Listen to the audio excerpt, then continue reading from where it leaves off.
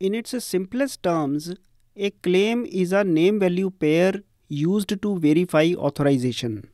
For example, you may be authorized to access a page if a claim of name, my role, and of value admin is attached to your identity. In this tutorial, we learn how to configure a project for claim-based authorization and how to add claim-based authorization to a page. Let us suppose we have an admin account of email admin@mydomain.com.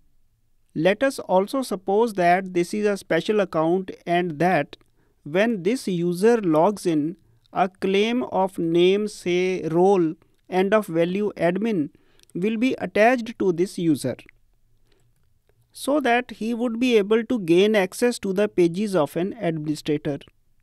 The question now is how to attach a claim to a user who has just logged in. For this, we have to inherit a class from the built-in class UserClaims PrincipalFactory, and then we have to override its createAsync method and apply the claims. Let us see how. Open the Solution Explorer and add a folder of any readable name such as utility. The whole purpose is to ensure that this class exists somewhere in our project. Right-click this folder and add a class called Additional UserClaims PrincipalFactory. Double-click the file now to open it so that we can examine the code. If you are following the course, then the source code is available in your downloads. Now this is the Additional UserClaims PrincipalFactory.cs file. First we have the namespace directives. As you can see, the class Additional UserClaims PrincipalFactory inherits from the UserClaims PrincipalFactory class. Then we have the constructor of this class. Next we have an override for the createAsync method. This is the most important part where the claim will be added to a logged user. First we obtain the claims principal and then we use it to obtain the claims identity. At this point, we can make any queries and decisions to attach various types of claims to a user who has just logged in, because this function will be called just after the user logs in. We have, for example, used an if condition to compare the email of the user. If the user has an email same as that of the site administrator, then we have created a claim and added it to the identity. The name of the claim is a predefined string constant claim types.role. ASP.NET Core provides many predefined names for claims, so we do not have to hardcode any strings. Our next step is to configure the program.cs file for claims-based authorization. Open the Solution Explorer and locate the program.cs file. Double-click to open it. This is the program.cs file. First we have the namespaces. You can always refer these if you get compilation errors in your class or function names. Then we have the builder and DB context, and we have been using them throughout our identity tutorials so far. But we need a few changes for claims-based authorization. First of all, add default identity must be commented out and removed. It should be replaced by add identity.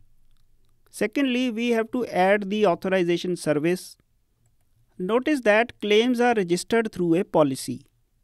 We have called the policy as my policy, but any readable name could be given.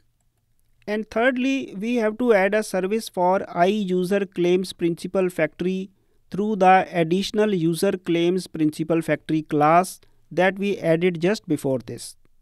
So now you should be able to connect the threads with this Additional UserClaims PrincipalFactory class. No other change is required in this file. The cookie options remain as usual. The password options remain as usual. Everything else remains same till the app.run method. You can obtain the source code from your downloads. Now let us apply claim-based authorization to our restricted page. Open the Solution Explorer and locate the page called Restricted and double-click to open its backing class. As you can see, we already have a simple authorization through the authorize attribute. A simple authorization makes a simple authentication check, so any user who has logged in successfully is granted access. No claims, no roles, no policies are checked. Modify the attribute to restrict access to a policy called myPolicy. We have registered this policy in our program.cs file already. It will automatically apply the restriction of the role and admin claim. Let us now run the app and open the home page. Click the Click to View Restricted Page link to open the restricted page. We are taken to the login page. Enter a registered email other than that of the administrator just for a check. Click the login button. We verify that we are denied access and redirected to the access denied page. This is as expected because only administrators are allowed